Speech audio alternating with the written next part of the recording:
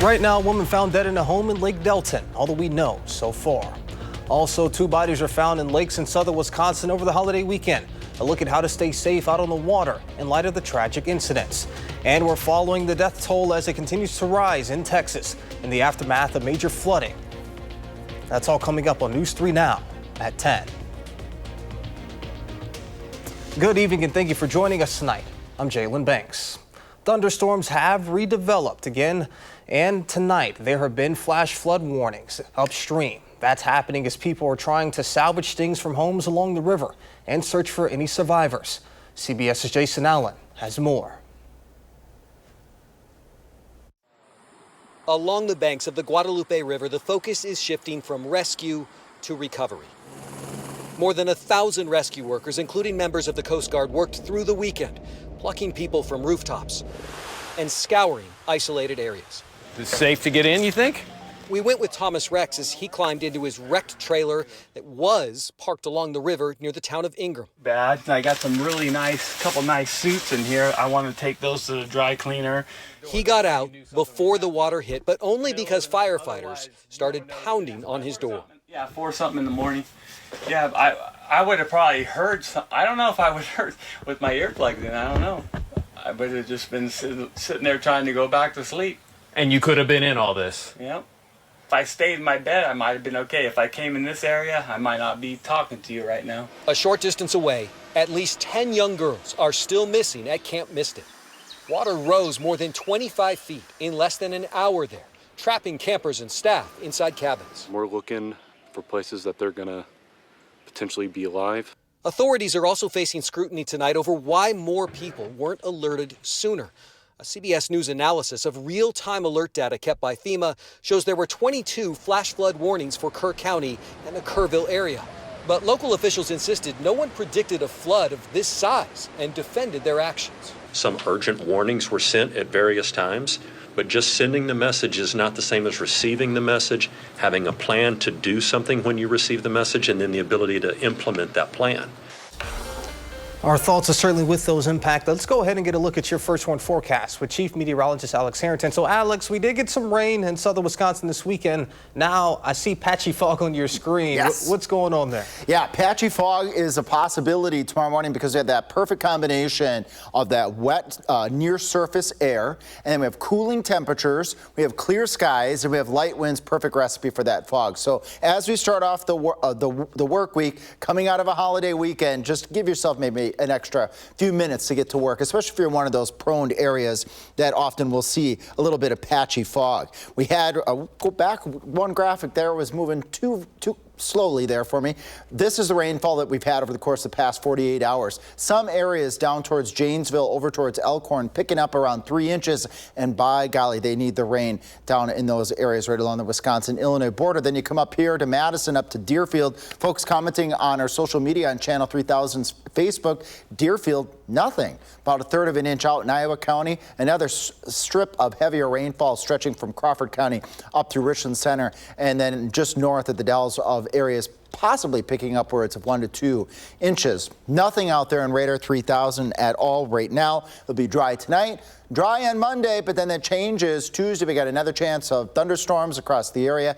And then again, Friday. Friday will be the winner this week, I think, at this point in time for the greatest chances for thunderstorms. Let's track those storms together coming up in Maine weather, and I'm going to give you a glimpse on how warm our conditions may be going all the way out to July 20th. That's First to Warn coming up.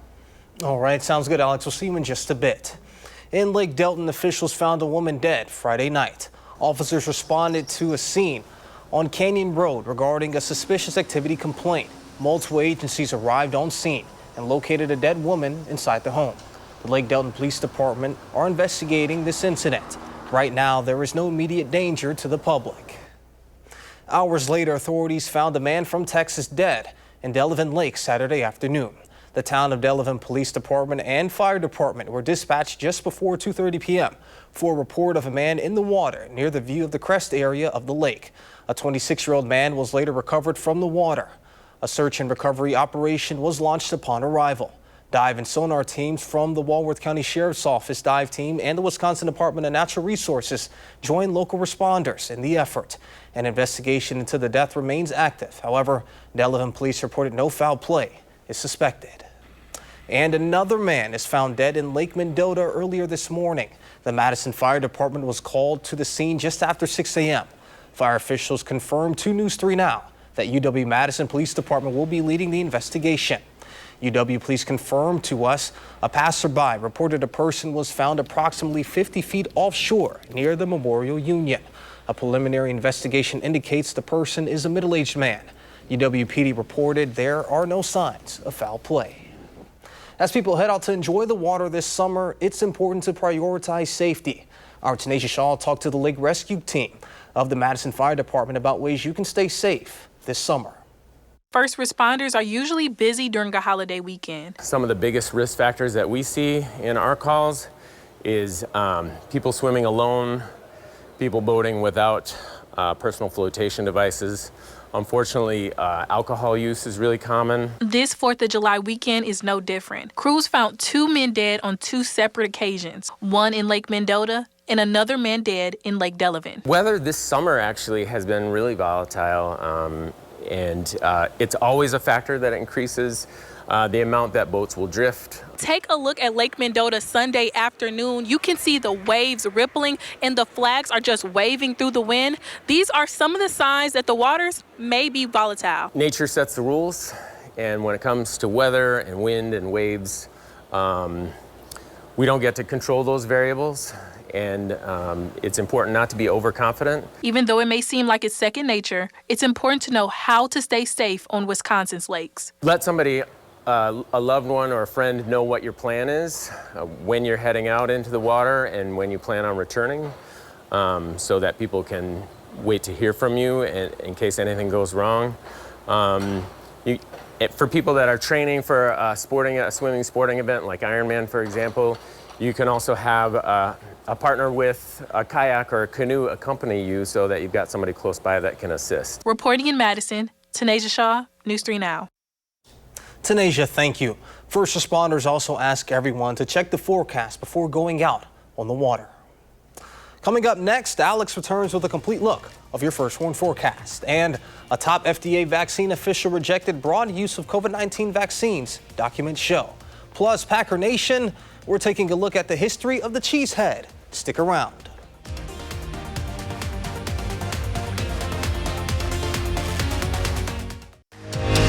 You're watching News 3 Now at 10. It's one of the most recognizable looks in all of football, and it started right here in Wisconsin. You'll see them at Lambeau, in airports, and even overseas. Alex Cordetti meets the man behind the cheesehead hat and shows us how it became a symbol of pride, not just for Packers fans, but for Wisconsinites everywhere. If you're heading out to a Packer game, you need to look the part. Ah, that's better, but something's still missing.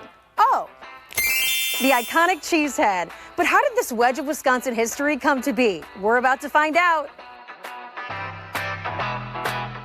My name is Ralph Bruno. I guess it was something that I had to do back in 1987, and that was to make a cheesehead. It started as me going to a Brewer baseball game, and they were playing the White Sox, and of course, our friendly neighbors to the south call us cheeseheads. So the night before, I had made a cheesehead hat from a piece of foam. I was reupholstering my mom's couch at the time, and so I cut it in the shape of a triangle and got a wood burner out and put holes in it with a wood burner and gave it a golden color and wrapped everything into all cheeses into one. A girl came up and said, "Hey, can I try it on?" And then my buddies looked at me and looked at her, and they're like, "Oh, what's going on with this cheesehead thing?" And then I couldn't get the hat away from them. And you have the original cheesehead. It spent a lot of time in a closet in the dark, and then my wife Sue had somebody build a case for it, so we have it under glass now. Back then there wasn't anything, and so being first on the scene with something is a good bad thing. The manufacturing side of things, it went from what I had done by cutting it into actually a molded process, which I knew nothing about. But my background in pattern making and mold making allowed me to go into that side of things. So I thought, for what I wanted to do, foam in action, so I put together Foamation, and so we started the company. So you had, decades with it, but you sold the rights to the Packers in 2023? The feel that we had gotten over the years by working with the Packers, it just was the perfect fit. Early on, we became a customer of Ralph and Foamation, and now for us, it's about how do we become good stewards of the Cheesehead brand. We want to carry on the history of what Ralph created. Never believed that we'd be talking here 38 years later about something I had done that had no financial plan. It was just a whim kind of thing. And everybody has that opportunity. And I think that's hopefully what people get out of it too, is like, I have a cheesehead in me, somewhere, somehow, and I believe we all do. So from couch cushion to cultural icon, the power of the cheesehead is here to stay in Wisconsin. Go, Pack, go. And some other news, UPS is offering buyouts to full-time delivery drivers for the first time in its over 100-year history. In a statement, UPS says the move is the largest network reconfiguration in the company's history. The president of the Teamsters Union, which represents about 330,000 UPS employees, released a statement criticizing the buyout plan. The move comes months after UPS announced it was cutting roughly 20,000 jobs this year. The company had also announced it would deliver fewer packages for Amazon, which is its largest customer, due to lack of profitability. A new survey shows most Americans watch streaming services, and by far fewer subscribe to cable or satellite. The Pew Research study found 83% tune into streaming services, with Netflix and Amazon Prime Video leading the way. Researchers found only 36% currently use cable or satellite. The study says streaming use varies by age and income. 9 out of 10 people under 50 are watching programming on streaming services, while Americans 65 and older say they are most likely to subscribe to cable or satellite. Adults with higher incomes prefer streaming, while lower income Americans often use cable. About a third of all Americans do both. They subscribe to either cable or satellite, as well as watch streaming services. Newly released documents show a top Food and Drug Administration vaccine official overrode agency experts in May to recommend against the broad use of 2 COVID-19 vaccines. Vinay Prasad is director of the agency's Center for Biologics Evaluation and Research. In 2 memos, he disagreed with the agency's experts' conclusions about the vaccine's safety. Prasad also disagreed about the ongoing threat of the virus, particularly for young and healthy people. His thoughts about coronavirus vaccine eligibility are in line with the Trump administration.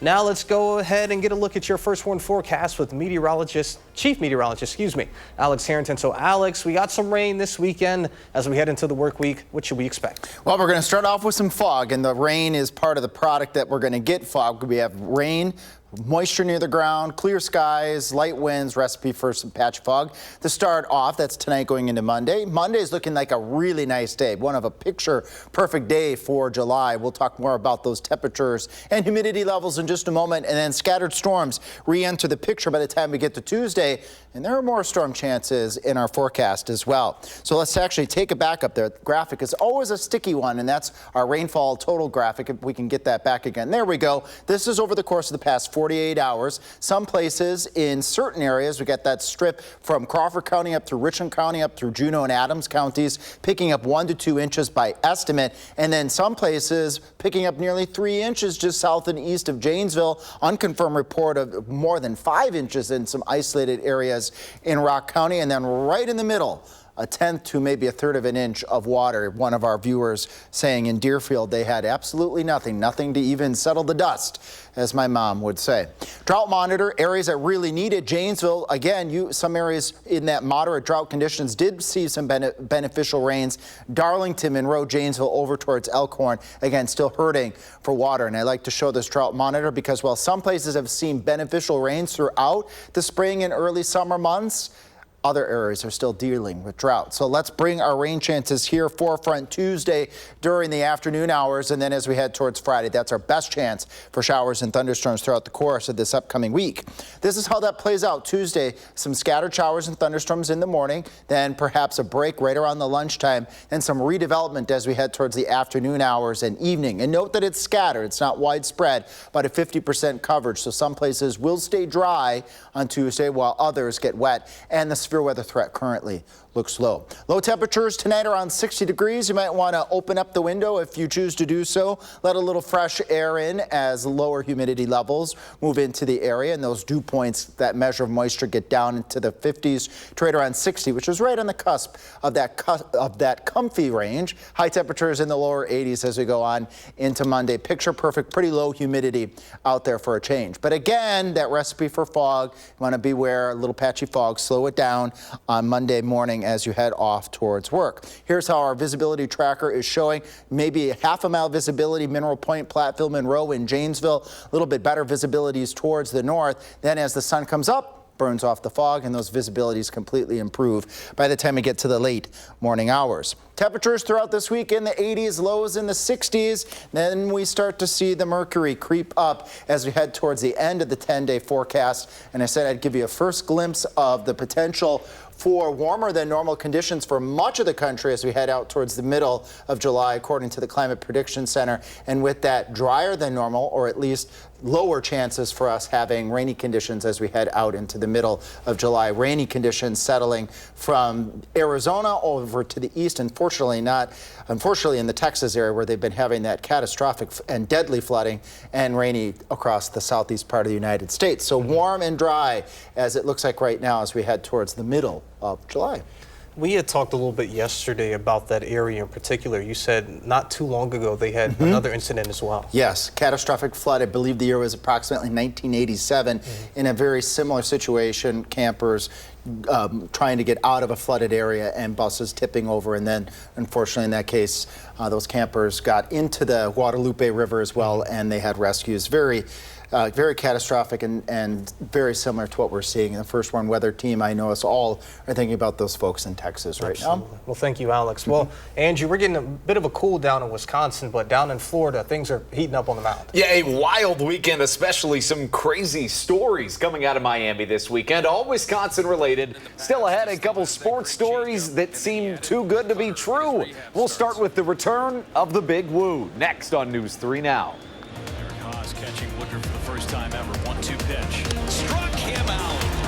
Welcome back.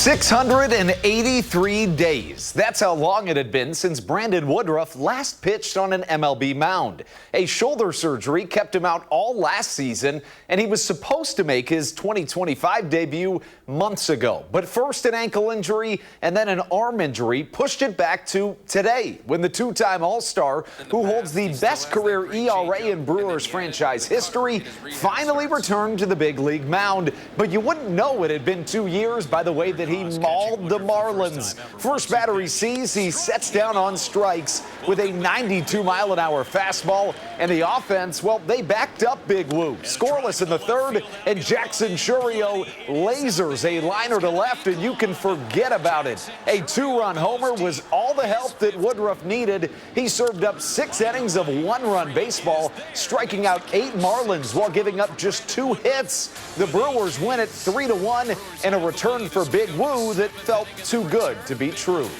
He was sensational. Any worries anybody had about this guy being able to pitch in his future or whatever, I mean, wow.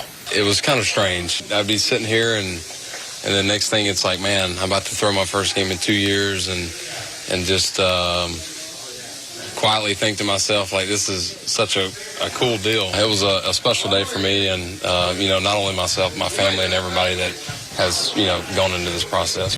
And Major League Baseball unveiled the full rosters for this year's MLB All-Star Game, and just one Brewer made the cut, Freddie Peralta. The starting pitcher has been fantastic this season, a 9-4 record to go with a sub-3 ERA and more than 100 strikeouts under his belt. It's the second All-Star nod for the Brewers ace. It has been a weekend full of full circle moments in Miami. Yesterday's belonged to this guy, Lake Bacher. Bacher played baseball in high school, but gave it up when he attended UW-Whitewater, concentrating on his role as the kicker for their football team. But after his freshman year with the Warhawks, Lake got that itch, and he tried out for their baseball team, and the rest, as they say, is history. He was selected in the 5th round of the MLB draft in 2016, and last night, against the Brewers of all teams, he secured his first MLB save. We just got the call in the after the 8th, and they called me in. It was a tied game. I was hoping that the guys would get us in the lead so I can have the opportunity, and worked out that way. It means a lot to me. We're coming a far way just from the beginning of the season till now, working on a lot of stuff, so it means a lot. Headed to Silvis, Illinois for the final round of the John Deere Classic. And for the second week in a row, we needed a playoff hole to decide the event, which is where Brian Campbell was a cut above, draws the perfect shot to win it on the first playoff hole. Jalen, it is the 32-year-old's second win on the tour, both coming this year. And maybe that's the theme of the weekend for sports. Unthinkable and unbelievable stories that just seem to keep coming true, whether it be Brandon Woodruff or Lake Bacher. There was something you had said yesterday, and we've had this conversation on our show. Pros are pros for a reason.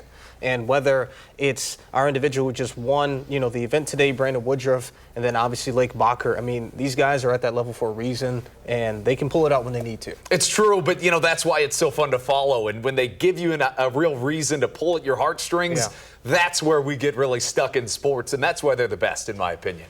I mean, what are your thoughts on Brandon Woodruff and his return? I mean, nearly 2 years of not being on an MLB mound, and he comes out today and puts on that performance. Yeah, you had asked me, what do you think he's going to be like? And I said, honestly, it's hard to say. It's been 2 years. Yeah. How could you just return to an all-star level? And it's just one start, so you can't quite say that. But, man, was he impressive. The Marlins couldn't touch him. I mean, he hadn't been on an MLB mound at that level with that adrenaline under those stakes for 600-plus days, and he goes out there and makes it look like clockwork. He said when he got into that MLB atmosphere, it was just different than his rehab starts, and it showed. Tremendous stuff from Woodruff today. If you're looking forward to everything he's going to add to them in this latter half of the season, but sounds good. Thank you, Andrew.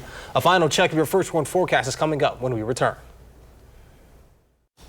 All right, so Alex, you may not know this, but Andrew here is a big golfer. That's true, yeah. So he needs to know this week whether or not he's going to be able to get out on the links. Not a good golfer, by the way, but a fan of playing the game. Yeah. Well, tomorrow's a great day. Okay. 82, dry. Tuesday, not so great. There'll be some scattered thunderstorms. Wednesday and Thursday, and we have concerts on the square right now. I think we'll be dry both Wednesday and Thursday, so there you got those cards to play, Andrew. Friday, I think a good portion of the day is going to be dry. It's the thunderstorms that come later in the afternoon and evening and into the overnight. A couple storms on Saturday, dry on Sunday, and then just kind of hot early next week. I think we'll take it. Yeah, There's your personalized forecast, Thank too. you. Sounds good. Thank you, Alex, and thank you, Andrew. Seinfeld is up next. We'll see you back here tomorrow.